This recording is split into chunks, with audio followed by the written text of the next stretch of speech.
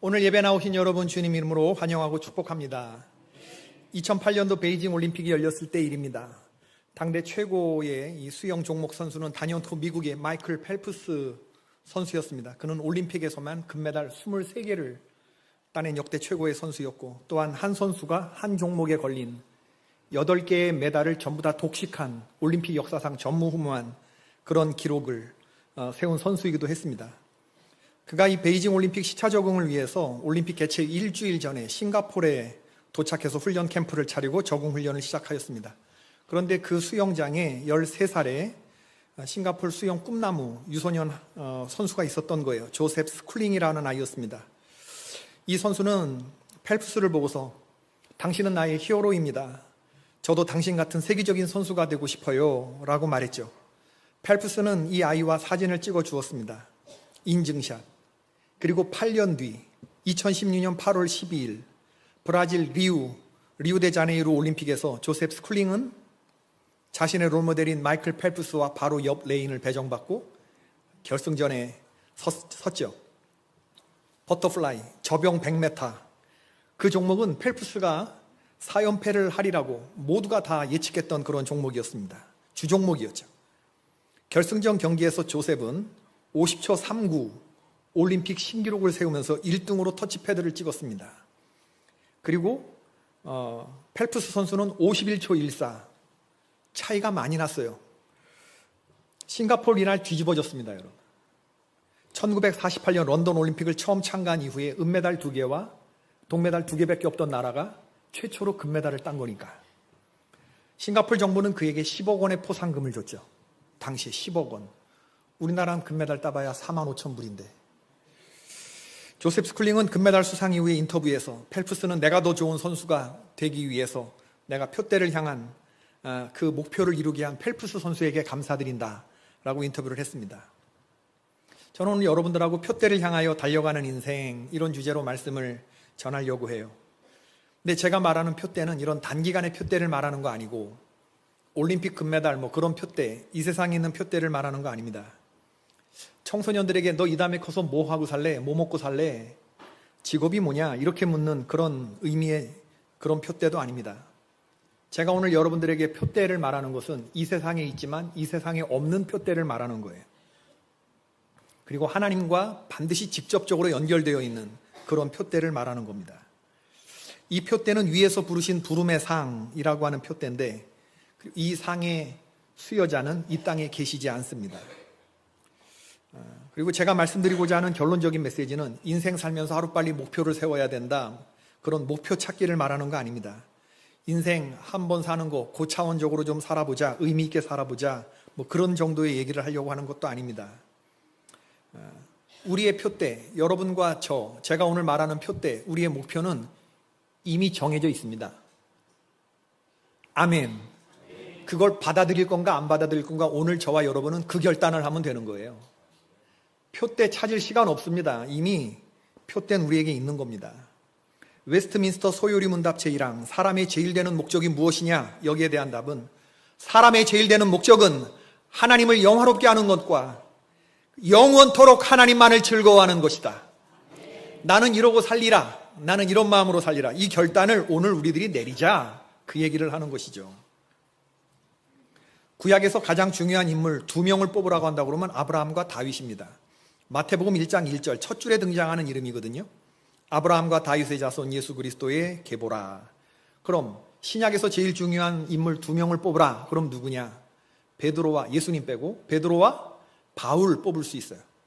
아브라함과 다윗, 베드로와 바울, 이 4명의 공통점은 뭐냐 하면 표대를 받아들인 사람, 하나님과 직접적으로 연결된 표대를 가지고 있었던 사람, 인생의 의미와 가치와 성취가 있는 아주 완성도 높은 삶을 살다 간 사람이라는 얘기죠. 그럼 어떤 인생은 가치 있고 성취 있고 고상하고 완성도가 높고 어떤 인생은 그럼 그렇지 못하냐? 물론 그렇습니다. 성취도가 높은 삶이 있고 그렇지 못한 허접한 삶이 있을 수 있어요. 하나님의 관점에서 그렇습니다. 예수님은 가룟 유다의 삶을 두고서 차라리 태어나지 않았으면 좋았을 뻔했던 사람, 이렇게만. 여러분 얼마나 가슴 떨리는 평가입니까? 차라리 태어나지 않았으면 좋았을 사람. 하나님께서 나의 인생을 어떻게 보시는가가 우리의 관건인데, 화려하게 얼마나 오래 살았느냐 이게 아니라 얼마나 네가 완성도 높은 삶을 살다 왔느냐, 여기에 관심을 두어야 하는 거죠. 여러분이 아브라함과 다윗, 베드로와 바울은 표대를 정하고 그 표대를 향하여 달려나갔던 사람들이고, 표대가 정해지니까 달려나가는 경로와 방향이 정해졌고, 방향이 정해지니까 에너지 낭비 없이 그냥 집중할 수 있었던 사람들이었다라고 하는 것이죠.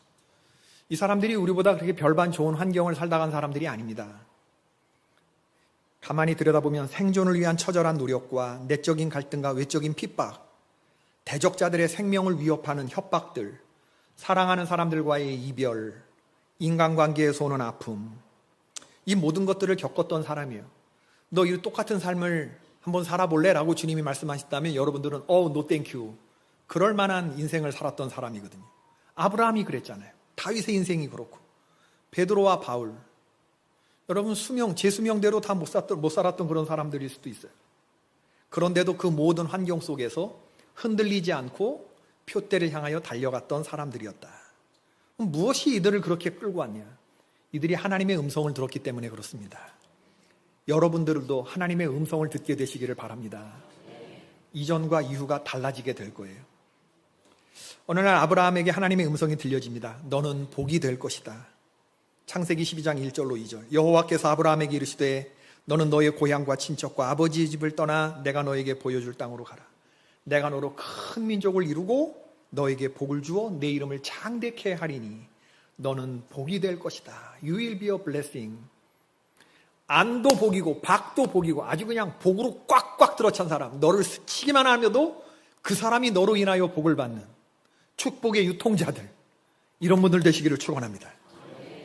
아브라함이 평생 마음에 간직하고 살았던 바로 이 하나님의 약속. 그런가 하면 사무엘상 16장 13절에서 다윗은 너는 이스라엘의 왕이다, 어린 나이에 이 음성을 들었어요. 사무엘이 기름 뿔병을 가져다가 그의 형제 중에서 그에게 부었더니 이날 이후로 다윗이 여호와의 영에게 크게 감동되니라.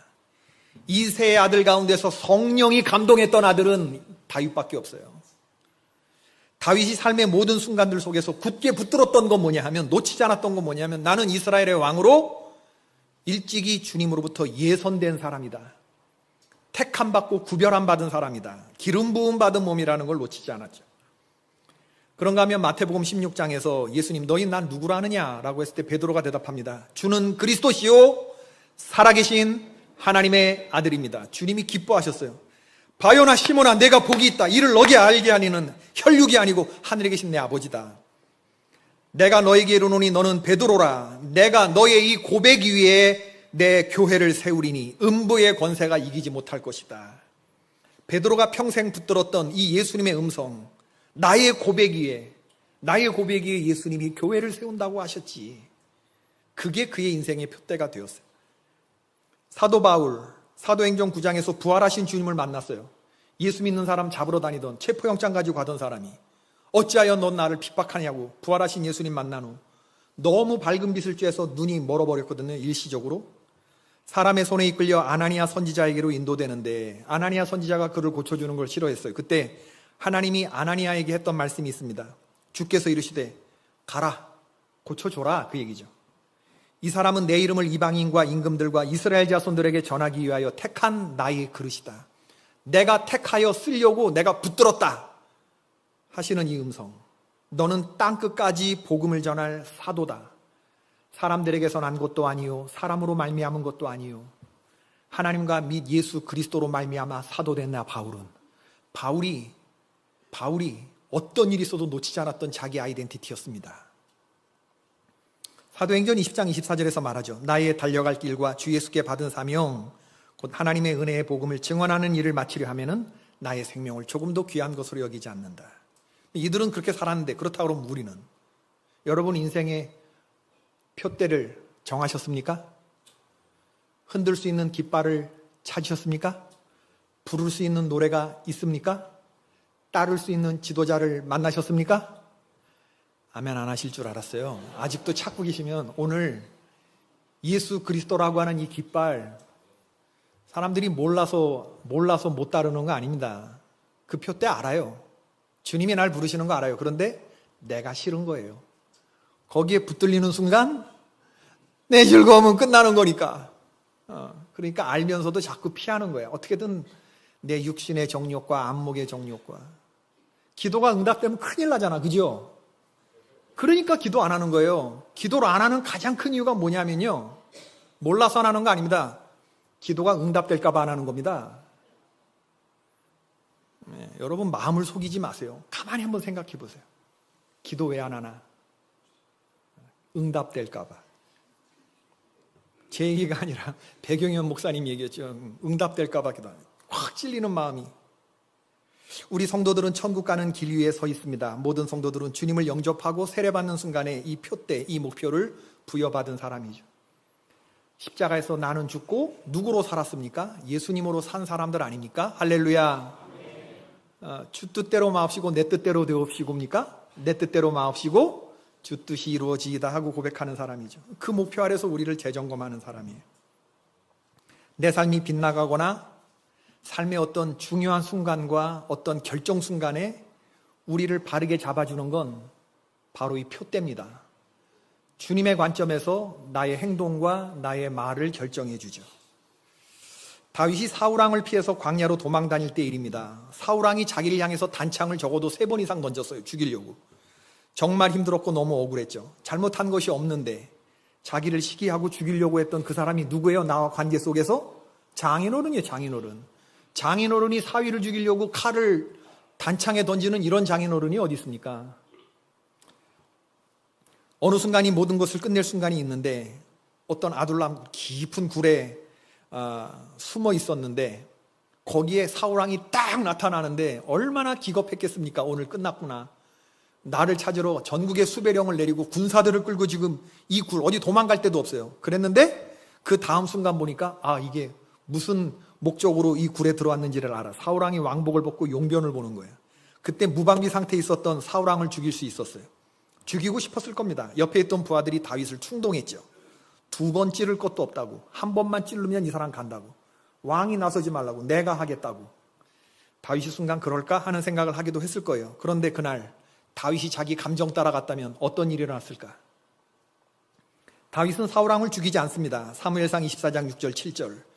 자기 사람들에게 이르되 내가 손을 들어 여호와의 기름 부음을 받은 내 주를 치는 것은 여호와께서 금하시는 것이다. 그는 여호와의 기름 부음을 받은 자가 됨이니라 하고 다윗이 이 말로 자기 사람들을 금하여 사울을 해하지 못하게 하였다. 다윗이 자기의 부하를 시켜서 사울왕을 죽였으면 당장의 힘든 도망자 생활을 면할 수 있었는지는 몰라도 훗날 이스라엘의 통일 왕국의 왕이 되었을 때, 이스라엘 12지파를 다스리는 그런 왕이 됐을 때 사울왕이 속해 있었던 베냐민 지파를 품을 수는 없었을 거예요. 사울왕은 베냐민 지파가 지역구였거든요. 그리고 사울을 죽였다면 남유다에서도 신하가 왕을 죽이는 이런 쿠데타 전통이 시작됐을 거예요. 최초의 피해자는 다윗이거나 아니면 그의 아들들이었겠죠. 근데 그런 일들은 일어나지 않았습니다. 왜냐하면 다윗이 이날 참 잘한 결정을 내렸는데 그 결정은 표대를, 주님의 음성을 보는 하나님의 관점에서 내린 결정이었기 때문에 내가 이 사람을 죽일 수 없는 게 아닙니다. 죽이지 못하는 거지. 왜냐하면 아무도 그렇게 생각하지 않지만 하나님이 기름 부음 부른 사람을 내가 손댈 수 없다. 그건 못하는 게 아니라 안 하는 겁니다. 그리고 안 되는 겁니다. 이 브레이크가 걸렸던 사람이에요. 다윗은 주변 사람들에게 선한 영향력을 미쳤던 거죠. 이건 주제넘는 일이고 내가 할 수 없는, 선을 넘는 일이라는 걸 알았던 거죠. 남다른 행동이죠. 그런가 하면 사도행전 15장에서 베드로가 바울 사도 편들어주는 이야기가 나와요. 여러분, 초대교회에서 베드로에게 가장 라이벌이 됐을 사람이 누구라고 생각하세요? 정답은 나왔잖아. 바울이잖아. 베드로가. 이 둘 사이는요, 출신 성분조차 다 틀립니다. 베드로는 직업이 뭐였어요? 어부, 쌍무식한 어부. 그리고 바울은 태어나면서부터 로마 시민권. 자기 난지 8일 만에 할례를 받고 바리새인 중에 바리새인이고 율법의 열심으로 교회를 핍박하던 자고 내가 산헤드린 회원이고 가말리엘의 수하생이고 이랬던 사람이란 말이에요. 또 바울이 한까칠한 성격이잖아요. 그죠? 예. 그러니까 베드로의 입장에서 베드로를 참 이렇게 긁은 얘기가 많이 나오는데, 갈라디아서 2장 11절 이하에 나오는 안디옥 교회에서 있었던 일이죠. 베드로가 이방인 성도들하고 식사하다가 예루살렘 교회에서 야고보 사도가 보낸 유대인들이 왔다는 얘기를 듣고 슬그머니 그 자리를 피해요. 아마 베드로 입장에서는 전체 덕을 생각해서 그랬던 것 같아요. 당시 분위기가 좀 그랬습니다. 하나님의 백성들이 이방인들을 어떻게 생각했냐면 개나 돼지로 여겼거든요. 사람이 어떻게 개하고 밥을 먹어? 돼지하고 어떻게 밥을 먹어? 이건 부정한 일이었기 때문에 그 전통 속에 있었던 베드로가 슬그머니 자리를 그냥 피했던 건데, 예수 그리스도의 피가 섞일 수 없는 이방인과 유대인을 하나로 만들기는 했지만 전통이 그렇지 않았다니까. 이건 진짜 유대인들에게는 어려운 일이었다니까. 슬그머니 이제 야고보 사도가 보낸 유대인들을 피해서 이렇게 했는데, 이걸 가지고 바울은 위선적인 행동을 했다고 베드로를 심하게 공격해요. 베드로가 받은 망신과 모욕과 상처. 내가 아무리 흙수저고 지는 금수저라고 그래도, 여러분, 흙수저는 뭐 자존심 없는 겁니까? 흙수저는 상처 안 받습니까? 그런가 하면 고린도서 9장 5절 바울이 우리가 다른 사도들과 주의 형제들과 게바와 같이 믿음에 자매된 아내를 데리고 다닐 권리가 없겠느냐라고 말해요. 콕 집어 베드로를 언급합니다. 자기가 행사할 수 있는 권리에 대해서 주장하는 맥락에서 나온 말인데, 생각해 봅시다. 바울이 믿음에 자매된 아내를 데리고 다니지 않는 건 자기가 결정하고 지가 결정한 거지 누가 데리고 다니지 말래? 성경은 저만 이렇게 읽나요? 저만 쓰레기야? 꼭 베드로 사도의 실명을 마누라 데리고 다니는 게 잘못된 겁니까? 믿음에 자매된 아내를 데리고 다니는 게 잘못된 겁니까? 이걸 듣는 베드로가 얼마나 상처가 됐겠어요. 바울이 하는 말에 베드로가 상처를 받았을 거예요. 그러다가 사도행전 15장, 이게 할례받는 문제 때문에, 아니 십자가 보혈의 능력만 가지고 믿음으로 구원받는다라고 예수님이 열어놓으신 구원을 당시 분위기가 아니다, 그것만 가지고 부족하다, 할례를 받아야 한다, 유대로부터 내려온 거짓 선지자들이 그렇게 얘기를 하는 거예요. 그 정도로 이 전통이 버리기 어려운 그런 거였단 말이죠. 유산이었단 말이죠. 이걸 풀지 않으면 안 되는 신학적인 문제가 생긴 거예요. 그래서 이방 교회를 대표하는 안디옥 교회, 바울과 바나바를 보냈고, 예루살렘 교회에 야고보 중심으로 한 사람들이 예루살렘에 모여서 이걸 가지고 정면으로 디베이트하는 최초의 교회 공의회를 열게 돼요. 그때 베드로가 예루살렘 교회 출신인데 그 편을 들지 않고 바울 편을 들어요. 그게 사도행전 15장 7절 9절이죠. 형제들아, 너희도 알거니와 하나님이 이방인들로 내 입에서 복음의 말씀을 들어 믿게 하시려고 오래전부터 너희 가운데 나를 택하시고, 내 마음을 아시는 하나님이 우리에게와 같이 그들에게도 성령을 주어 증언하고 믿음으로 그들의 마음을 깨끗이 하사 그들이나 우리나, 이방인들이나 우리나 차별이 없게 하셨다. 이 말을 하면서 베드로는 고넬료를 떠올렸을 거예요. 자기가 세례하는 순간에 성령이 임해서 고넬료의 모든 가족들이 다 성령 충만했던 그런 걸 보면서, 하나님의 역사가 예루살렘과 사마리아와 온 유대를 넘어 땅끝까지로 가는구나. 하나님의 교회, 예수님이 살아생전에 나한테 그렇게 말씀하셨지. 너는 베드로라. 너의 고백 위에 내가 내 교회를 세우겠다고. 베드로 그 관점에서 사도발 한번 쥐어박을 수 있었거든요. 왜냐하면 자기가 호용호제하는 진짜 친형제들이 예루살렘 교회의 최종 결정권자, 다 중요 보직에 앉아있는 사람들이었거든요. 한마디만 하면, 말만 조금 이렇게만 해도 바울을 정치적, 종교적으로 생명 끝낼 수 있었는데 그렇게 하지 않고 표대의 관점에서, 하나님의 관점에서 은혜로운 결정을 내리게 한다는 거예요. 이게 참 멋지고 아름다운 표대가 설정된 인생, 하나님께 붙들린 인생이 아니냐.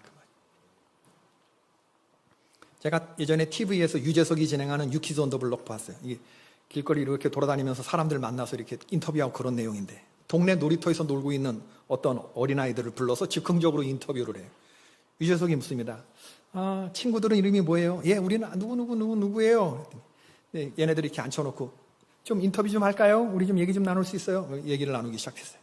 아무개 양은 장래 꿈이 뭐예요? 그랬어요. 그랬더니 그 질문을 받은 꼬마가 저는 훌륭한 사람이 되는 거예요. 밑도 끝 없이 훌륭한 사람이 되는 거예요. 그랬어요. 그랬더니 유재석이 다시 물었어요. 훌륭한 사람이 어떤 사람이에요? 좀 구체적으로 말해줄 수 있을까요? 그랬더니 얘가 또 숨도 안 쉬고 하는 말이, 친구들이나 선생님들이 너 아무개 알아? 이렇게 하고 제 이름을 물었을 때 대답하는 사람들이 예, 제가 알아요. 저 걔하고 친해요. 이렇게 말할 수 있는 아이가 되는 거예요. 욥기의 핵심, 욥기의 핵심. 제가 어린 꼬마가 자기의 말로 얼마나 가치 있고 의미 있고 성취가 있는 표대를 설정한, 얼마나 가치 있는 표대가 설정된 건가 그런 생각하는 거예요. 우리가 자녀들한테 그런 말이에요. 너 걔랑 놀지 마. 걔가 누군지 몰라도 참 비참한 아이예요. 너 걔랑 놀지 마. 너 걔하고만 놀아. 이런 말 많이 한단 말이에요. 어느 날 사탄이 하나님께 나와 물어요. 하나님, 혹시 론동에 이상형 목사 알아요? 하나님이 왜? 이러면 나는 꽝이요 똥인 거예요. 황종승 장로 알아요? 사탄이 하나님께 말할 때 알아! 개포교회 장로 중에 에이스지. 그렇게 묻지도 말고 그냥 탁 얘기를 해야지. 왜? 그거 왜 물어? 알면서도 이렇게 하는 거는 이상형 목사 알아야 할 때. 기독교 대한 감리의 에이스지. 아멘 안 해도 억지로 아멘 하는 거 다 알아. 갑자기 설교하기 싫어지네. 성격 지랄 같은 거 알면서. 여호와께서 사탄에게 이르시되 네가 내 종 욥을 주의하여 보았느냐? 그와 같이 온전하고 정직하여 하나님을 경외하고 악에서 떠난 자가 없느니라. 하나님이 자존심을 거시고 사탄에게 자랑할 수 있는 그런 사람이 되는 거. 이게 그런 사람들 다 멸종됐다고 그렇게 말하는 사탄 앞에서 아니야. 내 종 욥을 주의하여 봐라. 그는 순전하고 정직하고. 한번 해볼까? 했을 때 하나님께서 당신의 나라 자존심을 다 걸고 해보자. 하나님도 올인, 사탄도 올인. 그리고 시험해 볼 만한. 그리고 하나님께 믿음을 증명해 보인 이런 욥과 같은 사람들. 얼마나 멋진 이야기가 성경에 있는지 몰라요. 9년 전에 우리 교회 근처로 이사 온 어떤 가정이 있었는데 9년 전에 제가 등록 새가족 신방을 가지 않았겠습니까? 가보니까 엄마하고 중학교 2학년짜리가 앉아있더라고요. 세상 무섭다는 중2, 중도 안 건드린다는 중2, 사춘기의 다른 표현이 중2, 중2가 신방 예배에 앉아있어요. 이게 흔하지 않은 일이고 그리고 이게 거의 없는 일이라서. 근데 나중에 걔가 하는 말이 자기가 신방 때 엄마 옆에 앉아있었던 건 목사님 말씀을 들으려 한 게 아니라 담임 목사님이 우리 집에 온다고? 먼저 번 다니던 교회가 대형 교회였나 봐요. 담임 목사님 얼굴을 보기가 힘들었대요. 근데 개포교회 담임 목사가 신방 예배 드린다고 온다고 그래서 어떻게 생긴 사람인가 궁금해서 나와서 앉은 거래. 근데 제가 왜 그랬을까? 신방 예배 다 끝나고 저를 빤히 쳐다보는 걔를 너 일로 와봐 이렇게 하고 성령의 감동이 딱 느껴지길래 제가 딱 애 머리 위에 손을 얹고 주여 이 아이가 주의 종이 되게 하여 주시옵소서. 목사 되게 하여 주시옵소서. 처음 보는 애한테 내 걔 인생을 조져버렸습니다. 중학교 2학년짜리 인생을. 엄마 표정이 안 좋더라고. 근데 그 아이가 신학대학을 졸업하고 다음 달 군대 갑니다. 군종병으로. 저하고 면담을 요청하길래 지난 주간 새벽 예배 마치고 순댓국 먹으면서 이런저런 얘기 나눴는데 9년 전에 신방 받던 날 목사님 자기한테 안수기도를 했는데 그때 당시 자기 믿음을 보자면 하나님이 계신지 안 계신지 잘 모르던 시절이었대요. 사춘기 몸살을 심하게 앓고 있었고 또 내적 방황이 시작되던 시기였고 아빠 엄마 동생들은 다 특별한 스페셜 탤런트들이 있는데 왜 하나님은 나에게 평범한 은혜를 주지 않았을까? 나는 왜 이래 됐을까? 자기가 실망을 많이 했는데 그날 목사님이 자기한테 5만 원을 줬대요. 그리고 가끔 제가 교회에서 이렇게 툭툭 던지는 얘기를 할 때마다 목사님 하시는 말씀을 신명기적 말씀으로 들었대. 성경의 말씀처럼 레마의 말씀으로. 그러면서 제가 만날 때마다 어떤 땐 20만 원도 주고 어떤 땐 100만 원도 주고 그랬다네. 그래서 제가 100만 원밖에 없었나? 더 있으면 더 줘야 되는데 이런 코가 나옵니다. 돈을 받을 때마다 친구들한테 자랑했대요. 우리 교회 담임 목사님한테 돈 받았다? 제가 이 친구랑 이야기를 나누면서 충격적으로 생각했던 게 뭐냐면 애가 나한테 용돈 받은 횟수와 액수를 정확히 기억하더라고요. 머리가 쭉 뼈서더라고요. 그래서 제가 신세대더라고 이야기할 때는 돈을 준비해야 되는구나. 사랑하는 성도 여러분, 자녀들이나 신세대들하고 신앙적인 대화를 특히 나누게 될 때는 꼭 돈을 준비하고 시작하시기를 주님의 이름으로 축원합니다. 믿으시기를 바랍니다. 믿으시기를 바랍니다. 대화가 끝나면 엄마 얘기 잘 들어줘서 고맙다고 바나나 우유 사 먹을 돈은 꼭 줘야 돼. 돈도 안 주고 대화하잖아요. 애들이 안 듣습니다. 그 잔소리로 듣습니다. 돈 주고 대화하잖아요. 들어줍니다. 듣는 척 해줍니다. 액수를 레이즈 하잖아요. 심령 깊이 전해질 줄로 믿습니다. 예. 말씀이 깊이 있게 들어가게 되는 거지. 제가 다음 달에 군대 가는 이 형제님하고 대화를 나누면서 얼마나 하나님께 감사하고, 한 명 뭉클하더라고. 제가 9년 전에, 제가 제 인생에서 2명 그 짓을 해봤는데, 한 번은 미국에 있을 때 선한샘교회에서 아들 친구가 놀러 왔는데, 그 얼굴 빛이 붉고, 눈이 빼어나고, 용모가 아름답던데, 너 일로 와봐. 그리고 제 다리 사이에 끼고, 주여 목사가 되게 해주시옵소서. 중학교 때 우리 집에 놀러 온 아들 친구한테, 삼성 주재원 아들이었는데, 얘 바이올라 신학대학 갔습니다. 적중률 100%. 딱 2번 해봤어요. 중학생들한테. 이 형제님, 손 들어봐. 이 형제님 어디 계셔? 저기 있지, 저기.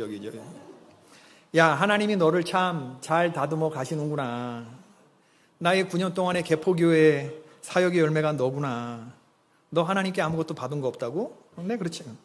너가 평범하기 그지없다고? 하나님의 기름이 너에게 부어졌다. 제가 그랬습니다. 너 목사님 이름이 사무엘인 거 알아?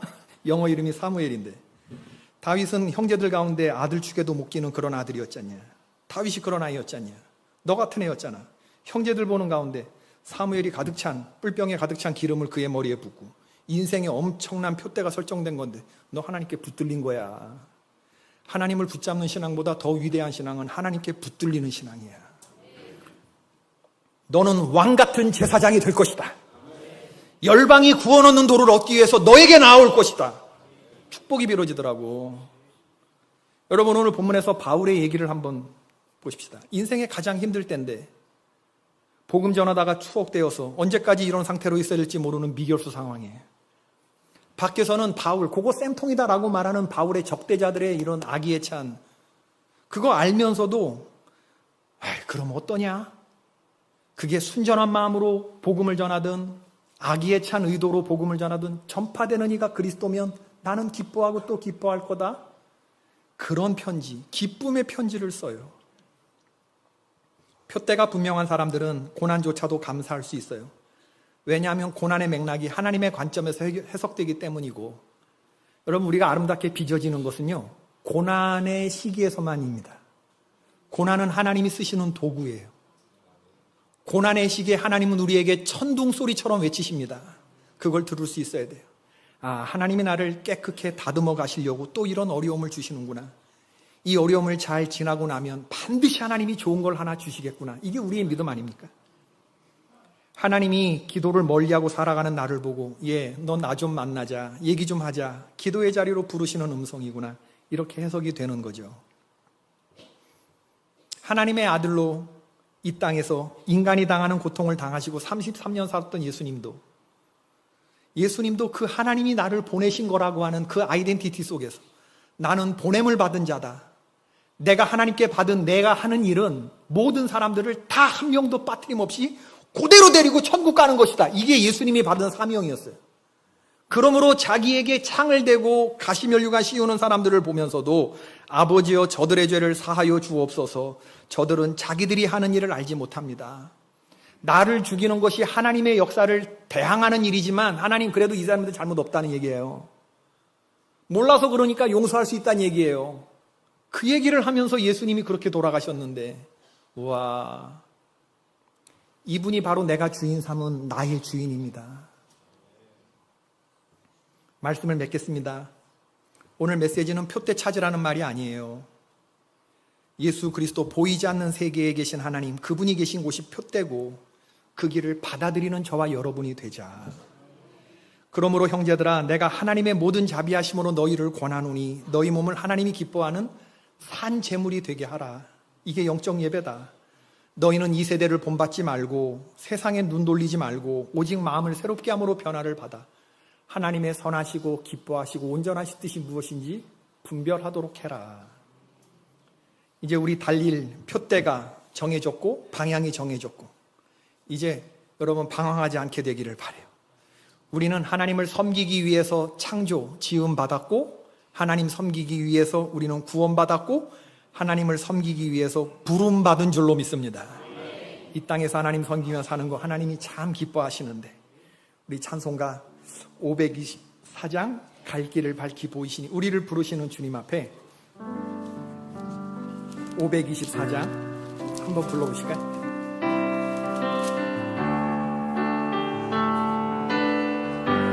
아멘입니다. 갈 길을 밝히 보이시니 주 앞에 빨리 나갑시다. 우리를 찾는 구주 예수 곧 오라 하시네. 죄악 벗은 우리 영혼은 기뻐 뛰며 주를 보겠네.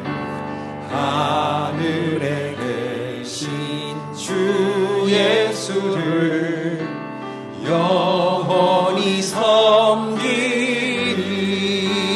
아멘. 우리를 오라 하시는 이 표대로 나오라. 기쁘게 순종하세, 순종하세. 아멘입니다.